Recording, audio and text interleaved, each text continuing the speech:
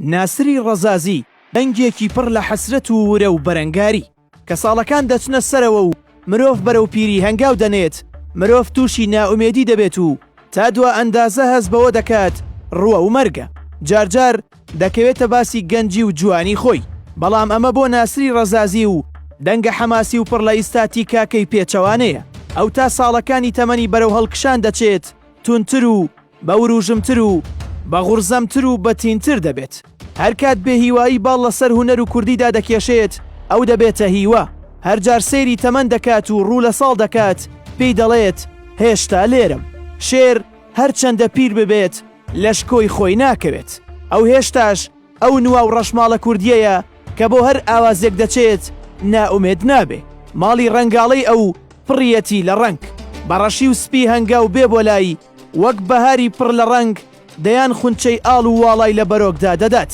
گەرچی چ لە ناوخۆ چ لە دەرەوە هەوڵی ئەوە دەدرێ هەر ساڵ بە هۆکارێک لە کەسایەتی پڕ لە قورسی ئەو بدرێت، بەڵام نەک نائومێد نابێ، بەڵکو چۆک بە نائومێدی دادەدات و پڕ بە دەنگە حەماسیەکەی خۆی جار دەدات و دەڵێت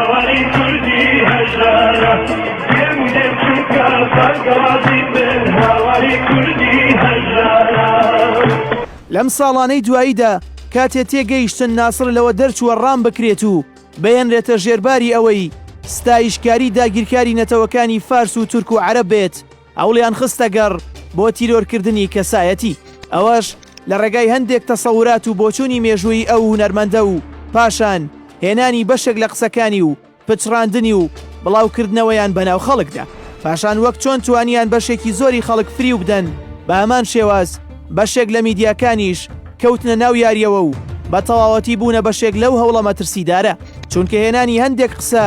بەبێ کۆی قسەکانی تر وەک ئەو بابەتی لێدێت کە دەوترێت فەوەیل للموسەڵین، واتە هاوار بۆ نوێژ خوێنان. ئەگەر بێت و بەشی دووەمی تەواو نەکرێت، ئەوە بەتەنها ئەو دێڕە کۆی ئاینێک خاڵی دەکاتەوە، چ بگات بە تەنها کەسێکی بچووک. لە چاوپێکەوتنێکدا لە کەناڵی BBC فارسی کە مێژوەکەی دەگەڕێتەوە بۆ ساڵی 2007 زاینی، هونەرمەند ناسری ڕەزازی دەڵێت کوردەکان و فارسەکان زۆر لە یەکەوە نزیکن و پێویستە کۆی پارچەکان بخرێنە سەر ئێران. ئەمە بۆچوونێکی نوێ نییە و ئەم دێڕە خیانەت نییە. لە پرسی مێژوودا هەر کەس بە ئەندازەی توێژینەوە و گەڕان و بنکۆڵکاریەکانی قسە دەکات. لەم ئاستەدا هیچ کەسێک قسەی ناڕاز نییە تا توێژینەوەیەک کە بەڵگەی بەهێزتری هەبێت بیخاتە ڕوو. لە پرسی مێژوودا پێکەنین و گاڵتەکردن هیچ ڕۆڵێکی نییە. توێژینەوەی مێژووی وەک سەنگەرێکە کە براوەی سەرەکی زانیاریە. ئێستا با قسەکەی ناسری ڕەزازی لە ناو کۆی قسەکانی خۆی و مێژوودا بخوێنینەوە. لە کۆی قسەکانیدا ناسر دەڵێت ئێران بەمانای دەوڵەتی ئێرانی شیعی فارسی ناڵێم، بەمانای ئایدۆلۆژیاکە قسە ناکەم، بەڵکو بەو واتایەی کورد خاوەنی ئێرانە کۆنترین نەتەوەی ئەو ناوچەیە و فارسەکان زۆر نوێترن لە کورد. مادەکان بەر لە هەمویان لەو نیشتیمانەدا بوونیان هەبووە. کورد بەشداری سەرەکی بنیادنانی ئەو شارستانیەتەیە. هەرچی پێوەستی ئەو قسەیەتی کە دەڵێ کوردەکان و فارسەکان لە یەکەوە نزیکن تا ڕادەیەکی زۆر لە لێکۆڵینەوە زمانەوانیەکانەوە هاتووە و تەنانەت زۆر لەهجە هەیە کە بە تەواوەتی لەگەڵ فارسیدا جیاوازیەکی زۆری نییە. نەگەر بە تەنها ئەوە، بەڵکو زیاتر لە نیوەی زمانەکە هاوبەشی هەیە لە نێوانیاندا. ئەمەی هونەرمەندی ناسری ڕەزازی باسی دەکات کە کورد بچێتەوە ژێرسایی ئێران،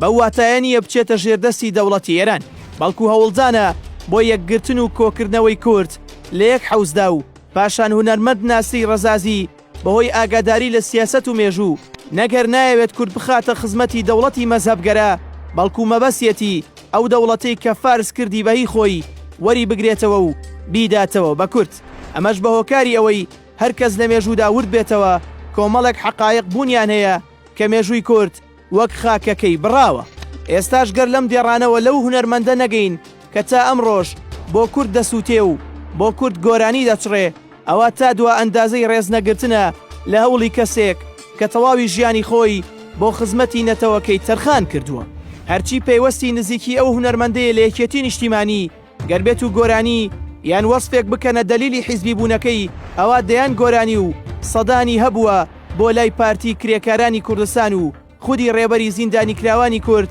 عەبدوڵڵا ئۆجەلان سەرباری ئەمەش پێشمەرگەیەکی گەورەی ناوڕیزەکانی کۆمەڵی ڕۆژهەڵات بووە لە زەمانێکی زۆر کۆندا واتە نابێتە بەڵگەیەکی لۆژیکی گەر کەسێک لە یەک کاتدا لەسەر چەندان پە دیاری بکات بەڵکو ئەو وەک نەتەوە یەک مامەڵە دەکا و بە یەک مەودا لە هەمووان نزیکە هەر خزمەتێکیش بۆ ئەو هێشتا ناکاتە نیوەی ئەو خزمەتەی کە کراوە بە نەیارانی کورد لە باشووری کوردستان لە کۆمەڵێک میدیای کوردی راپۆرت سازکرا و هەوڵ درا تند لە کەسایەتیەکەی بدرێت خەڵکێکی زۆر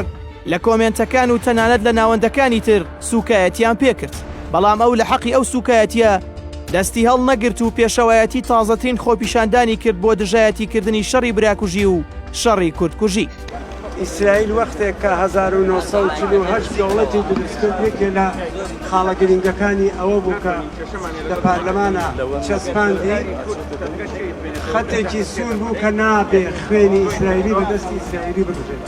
ئێمەش دەبێت هەوڵ بدەین بۆ ئەوە کە بە هیچ شێوەیەک نابێ حەزبەکان شەڕ بکەن بە هیچ شێوەیەک نابێ خوێنی کورد بەدەستی کورد برژێت هیچ شێوەیەکیش قبول ناکرێت کە شەڕ بکرێت چونکو شەڕی ناوخۆ شەڕی خۆکوژی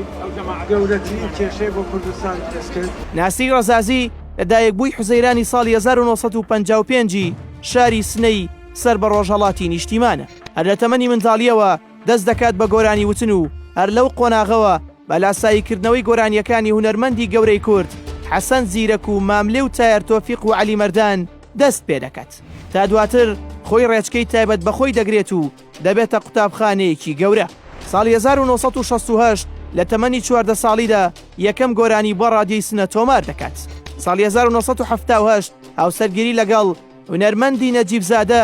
مەرزیە فەریقی دەکات کە یەکێکە لە هونەرمەندە مەزنەکانی کورد و دواتر بەیەکەوە ئاوازیان تێکەڵ دەکەن و تا ساتی مردنی مەرزیەی فەریقی بۆ ساتێک درێغیان لە خزمەتی هونەری کوردی نەکرد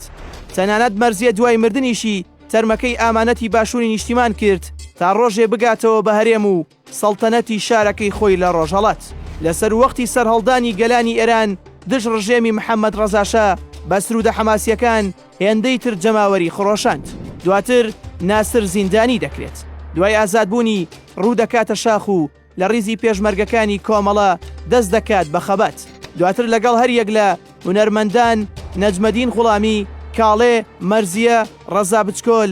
درێژەیان بە کاروانی گۆرانی کوردیدا و نەیانێژ ئەو لایەنە لە کورد خامۆش ببێت و دەیان سرود و گۆرانیان بەرەم هێنا لە نمونەی دێم و دێم ئەی شەهیدان دەست لە چەکم هیوا و دەیان سرود و گۆرانی تر ساڵی 1985 لەگەڵ مەرزیەی هاوژینی ڕوو دەکاتە وڵاتی سوید ساڵی 1990 ڕوو دەکاتە باشووری کوردستان و چەندان گۆرانی بۆ پاڵپشتی ئەو پارچەیە دەڵێت لە نەوەدەکاندا لەگەڵ مەرزیەی هاوژینی چەندان گۆرانی بۆ ئۆجەلان و خەباتی ئەو پارچەی باکوور دەڵێت ساڵی 2004 دەگەڕێتەوە بۆ باشووری کوردستان و لە شارۆچکەی دووکان نیشتەجێ دەبێت ساڵی 2005 بوومە لەرزەیەک سەکۆ و سەحنەی هونەری کوردی داهژێنێ و هەواڵی مردنی مەرزیەی فەریقی بە هۆکاری سەرنەکەوتنی لە نەخۆشی دەگاتە بەرگوێی کوردانی هەر چوار پارچە و هەمووان بۆ حەسرەتی لە دەستدانی ئەسرین دەڕێژن